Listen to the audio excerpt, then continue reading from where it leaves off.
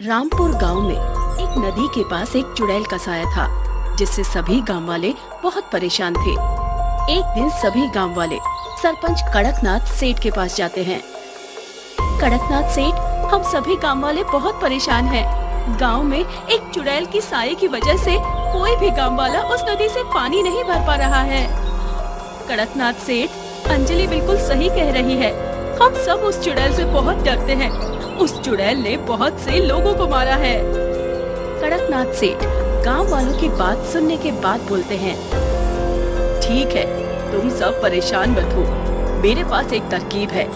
क्यों ना हम सब नदी के पास एक चुड़ैल पकड़ने वाला पिंजरा बना दे, जिससे वो चुड़ैल हमारे वश में आ जाएगी और वो किसी को भी नुकसान नहीं पहुंचा पाएगी। इसके लिए हर रात को 2 लोग मिलजुल कर उस पिंजरे को बनाएंगे।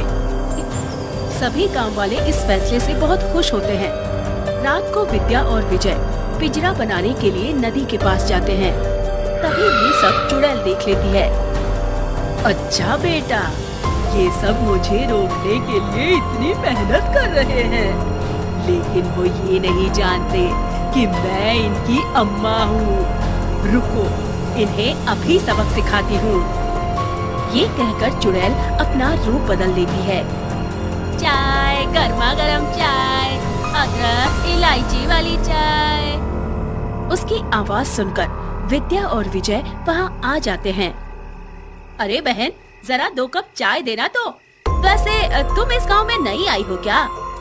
चुड़ैल चाय देते हुए कहती है। हाँ भाई, मैं बहुत गरीब हूँ। चाय बेचकर अपने बच्चों का पेट भरती हूँ। जैसे ही वो दोनों चाय पीते हैं, उनको चक्कर आने लगता है और वो दोनों जमीन पर गिर जाते हैं। चुड़ैल अपने असली रूप में आती है। और पियो मेरे हाथ की बनी जहरीली चाय। मुझे रोकने की कोशिश पड़ गई ना तुम पर भारी। जो भी मुझसे टकराएगा वो मारा जाएगा। फिर अगले दिन वरुण नदी के पास आता है और वो देखता है कि विजय और विद्या जमीन पर मरे हुए पड़े हैं। ये देखकर वो चिल्लाता है, अरे भाइयों, जल्दी से यहाँ आओ। ये देखो क्या अनर्थ हो गया। विद्या भाभी और विजय मर गए हैं, लेकिन कैसे? तभी रवि बोलता है, मुझे लगता है इन्हें किसी सांप ने काट लिया होगा। चलो ये सब छोड़ो, हमें आज रात को ही पिंजरे का काम पूरा करना होगा। रात में कालिया और रमेश पिंजरा बनाने लगते हैं। काफी रात हो जाती है। वो दोनों थक जाते हैं। तभी चुड़ैल चाय वाली का रूप ले लेती है।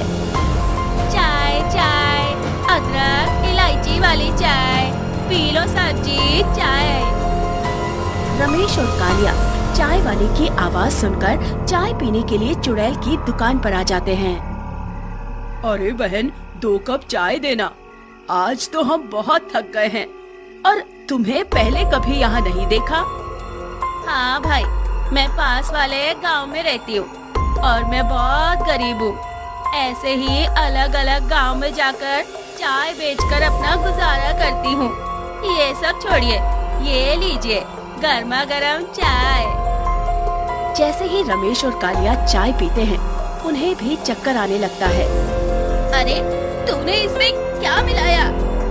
तभी चुड़ैल अपने असली रूप में आ जाती है।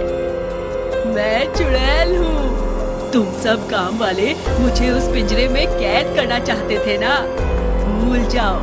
अगर किसी ने भी मुझे जरा सी भी तकलीफ पहुँचाने की कोशिश की तो मैं उसे जान से मार दूंगी, जैसे अब तुम मरने वाले हो। तभी ये सब रूपाली देख लेती है। अच्छा, ये सब इस चुड़ैल ने किया है। देखो अब मैं क्या करती हूँ। इस चुड़ैल को गांव से निकाल कर ही रहूंगी, वरना मेरा नाम रूपाली नहीं। अगले दिन रूपाली गांव वालों को सब कुछ बता देती है और उन्हें एक तरकीब बताती है। रूपाली की तरकीब सुनकर सभी गांव वाले बहुत खुश हो जाते हैं।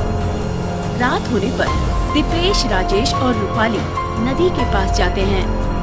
चुड़ैल नदी के किनारे चाय वाली के रूप में होती है। चाय, गर्मा गर्म चाय, मसाले वाली चाय। अरे बहन, जरा मुझे अदरक वाली चाय देना, सर में बहुत दर्द हो रहा है। ऐसे ही रूपाली चुड़ैल को अपनी बातों में उलझाने लगती है। तभी दीपेश उसके आसपास गंगा जल और मिट्टी का तेल छिड़क देता है। अच्छा, मुझे बातों में उलझाकर मुझे मारना चाहती हो? तू जैसे न जाने कितने लोगों को मैंने मारा है, अब तू नहीं बचेगी।